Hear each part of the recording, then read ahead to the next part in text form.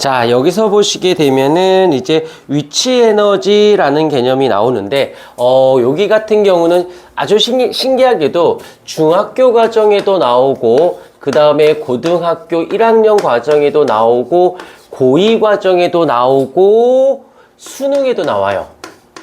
다 나옵니다. 근데, 희한한 건, 내용은 중학교 과정부터 수능까지 크게 차이 없이 비슷해요. 그런데 문제의 스타일, 문제의 난이도로 따졌을 때의 차이가 나. 여기보다는 여기가 그 다음에 고1 과정에서는 대놓고는 안 나오는데 알아놓으면 풀 때 좀 욕이 난. 근데 고2 때는 아예 대놓고 나오는데 여기가 그러니까는 요 고2 수능 때는 가장 최고 난이도인 고난이도에서 출제를 한다라는 거. 그래서 여기선 정확히 중3 때 언급을 해준다라고 봐주면 되면 여기서 이 단어는 중학교, 고등학교를 넘나들면서 다 배우게 된다라고 봐주시면 되고요. 그 다음에 거기서 일단 동그라미 좀 쳐줄까? 에너지라는 말에다가 동그라미 좀 쳐주고요. 그 다음에 거기서 밑줄, 동그라미 한 번 더 밑줄, 일이라는 말에다가 동그라미 해주시고, 그 다음에 다른 건 필요 없어요. 뭐 일을 할 수 있는 능력이라고 되어 있는데 그냥 에너지를 일이다라고 생각을 해주시면서 에너지에다가 동그라미 쳐주시고요. 일에다가 동그라미를 쳐주시고요. 그래서 두 가지를 동그라미 쳐주시면 됩니다. 그 다음에 단위로는 제일 많이 쓰이는 게 무엇이냐면 줄이라고 하는 사람 이름이에요. 줄이라는 분이 이 에너지적 개념을 만들었기 때문에 에너지를 봐주시면 되는데 여기서 끝내지 마시고 조금 더 우리는 어차피 배울 거니까 여기에서 우린 일단 일 그러면 영어로는 work, 일한다의 work. 일이라는 개념을 쓰고 그걸 구하는 공식은 힘 곱하기 이동거리. 그래서 힘에다가 곱하기 이동거리. 이렇게 나온 김에 다 같이 배워주도록 하십시다. 그래서 우리가 말이 좋아 기초과학이지 중학교, 고등학교 과정을 전체를 다 통틀어서 배운다라고 생각하시면 돼요. 그래서 그러니까 다 배우는데 모든 단원을 다 하는 게 아니라 중요한 단원들을 모두 다 합쳐서 해서 여기서 배우면 어떨 때는 내가 너희들 수능 문제도 풀리게 해요. 수능 문제도 풀리게 하고 중학교 과정도 풀리게 하고 해서 여기서 지금 이 과정만 잘만 닦아 나가면 내가 생각하는 플랜은 1년 정도만 제대로 배우면 거의 고등학교 2학년 수준까지 갈 수 있게끔. 그래서 보통 지금까지 보면 이 스타일로 했던 애 중에 맥시멈 한 2년 정도 배운 애들은 졸업을 시켜요. 학원에서. 그만 다녀라 라고 그냥 끊어버려. 잘라.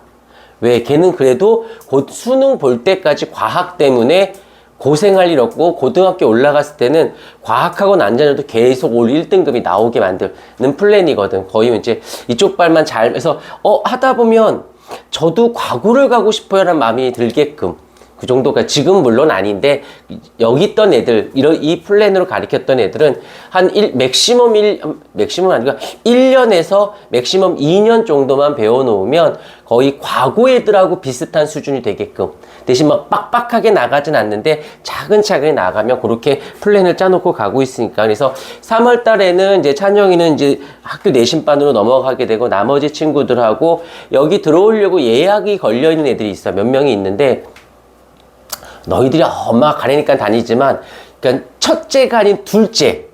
그러니까 첫째가 다니다 보니까 미리 안 해놓으면 큰일 나는구나 라고 경험이 있는 부모님들은 이제 둘째를 이쪽에다 근데 내가 이번 달은 받지 않겠다고 했거든. 일단 진도를 나가고 그 다음에 3월 달부터 이제 개강할 때 이제 신규생을 받을 거고 그때 시간표는 우리 애들을 기준으로 해서 되는 요일과 시간을 잡아놓고 거기에다 받게끔 뭐 걔네들 신규생들을 위해서 반을 따로 만들진 않고 여기 다니고 있는 애들 기준으로 할 거다라는 거. 자, 이렇게 봐주시면 되고 그 다음 계속 하던 얘기를 계속 할게요. 자, 잘 봐. 여기서 중요한 포인트야.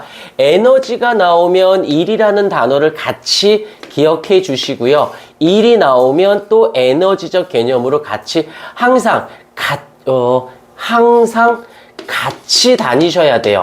따로 다녀서 출제를 하지 않는다라는 거 잊지 않도록 하시고, 그래서 이제 1 그러면 1로 나가서 work W는 FS 이렇게 빠져나가시면 고2 때까지도 문제 없이 끌고 들어갈 수 있어요. 그 다음에 이제 에너지로 넘어가 볼게. 에너지는 여기서 보면 되게 많다. 위치 에너지, 운동 에너지, 정해화, 다 필요 없어요. 딱 두 가지로만 잡는다. 두 가지. 첫 번째로는 운동 에너지라고 하는 단어. 찾아보시면 거기다 동그라미 좀 쳐줄까요? 거기다 동그라미 쳐주고, 그 다음에 거기 위치 에너지라고 되어져 있는데, 요거를 이렇게 말을 바꿀게. potential 에너지. 자, 영어 좀 배운 친구도요, potential이라는 단어가 해석하면 뭐게? 그치, 잠재적인, 내재되어 있는, 가지고 있어. 발현되진 않지만, 가지고 있는 에너지라고 해서 potential 에너지라고 하고, 이 potential 에너지는 또다시 둘로 나뉘어서 중력에 의한 potential 에너지가 있고, 그 다음에 탄성력에 의한 potential 에너지가 있고, 여기서는 뭐 거기서 뭐 전기 에너지, 화학 에너지, 열 에너지, 빛 에너지, 신재생 에너지 이런 건데 이런 거 그냥 살짝 읽어만 보시고 요것만 잡아주세요. 그러면 중학교에서 중3 되게 되면, 아직은 아니지만 중3 됐을 때 요 단원이 아주 그대로 나와요. 근데 웃긴 건 요걸 가지고 통합과학에 안 나오거든?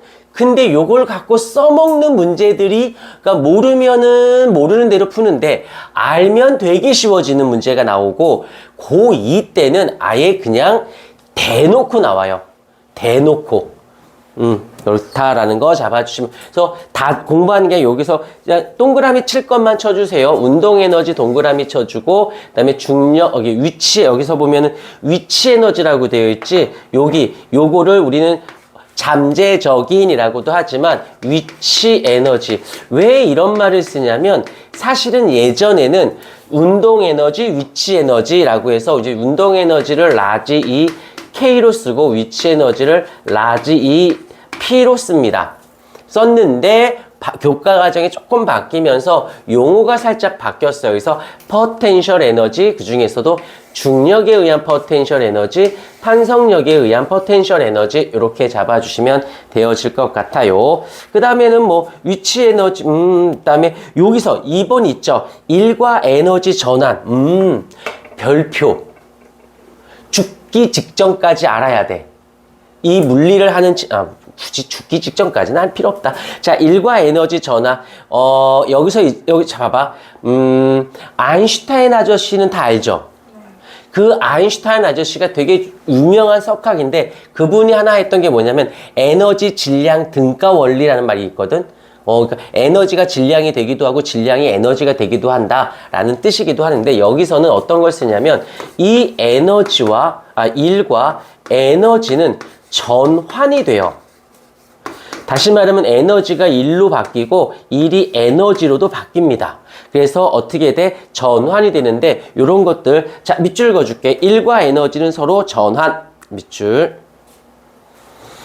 그 다음에 거기서 보시게 되면 물체 일을 해줄 때, 자, 여기서 이제 국어야.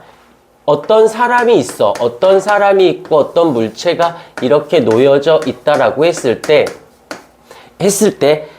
내가 얘에게 이렇게 무엇을 해? 일을 했어. 그러면 해준 값이, 일의 양이 있겠지. 그 일의 양이 이 물체가 에너지의 증가된 량, 쓸게, 일의 량이 넣어준 거죠. 넣어줌. 그러면 그 받은 만큼, 증가된 만큼 에너지로, 이런 거지. 이렇게 말하면 좀, 근데 일을 했어. 그러면 일을 하면 뭘 받아야 돼? 보수. 그치, 월급, 돈을 받아야 되지. 그러니까 내가 몇 시간을 일했으면 얼마를 받아야 되잖아. 더 받거나 덜 받으면 안 되지. 그러니까 일을 한 만큼 에너지로 증가했어요 라고 하는 거고, 거기서 또 보게 되면 물체가 일을 하면, 이번에는 이 물체가 일을 했어. 자기가 한 만큼, 그러니까 일을 한 만큼, 일을 돈이라고 생각하면 돈을 썼어. 돈을 썼으면 얘가 가지고 있는 에너지량은 어떻게 돼야 돼? 그치. 그 감소, 일을 한 만큼 에너지는, 그러니까 국어적 개념, 일을 받았으면 받은 만큼 늘어난 거고, 내가 했으면 한 만큼 줄어든 거예요. 무슨 말인지 알겠죠? 그래서 요거를 이렇게 교통정리한다. 이게 지금 할 때마다 조금 그러니까 이렇게 할래. 한 일은, 일한 만큼은 에너지, 요거 있죠, 요거. 요게 뭐라고 읽으냐면, 지금 이제 기초편이니까 요거를 델타라고 읽어요, 델타.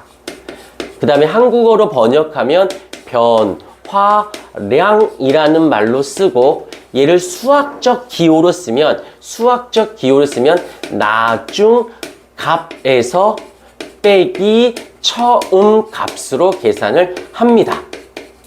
요 델타라는 거에서 물리에서는 되게 많이 언급되는 기호이기도 해요. 그러니까 꼭 잡아주도록 할게. 그러면 이거를 이제 이렇게 보자. 델타 E라는 건 에너지의 번역을 하면 에너지의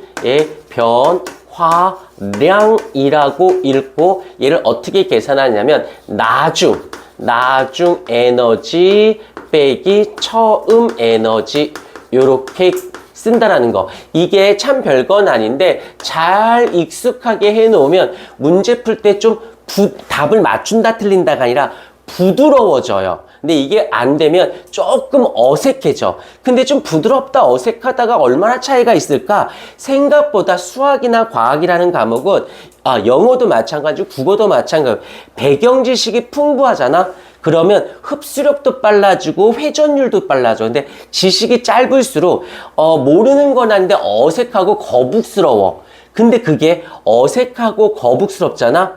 그럼 쉽게 잊어버려요. 좀 잘 밑에 걸 깔아놓으면 그걸 가지고 뭔가 새로운 걸 배웠을 때 덜 까먹어. 희한해. 공부가 그래. 그래서 운동선수도 그렇고 모든 사람들이 기초를 잘 닦아놓으면 흡수력이 빨라고 기술 향상률이 높아지는 이유가 이런 원리 때문이거든. 그러니까 이런 것들은 잘 알아놓도록 하시면 부드럽게 진행될 수 있다는 거. 그 다음에 여기서 보게 되면 밑에 여기까지 하고 살짝 한번 끊었다가 다시 갈게요. 필기 시간 드릴게요.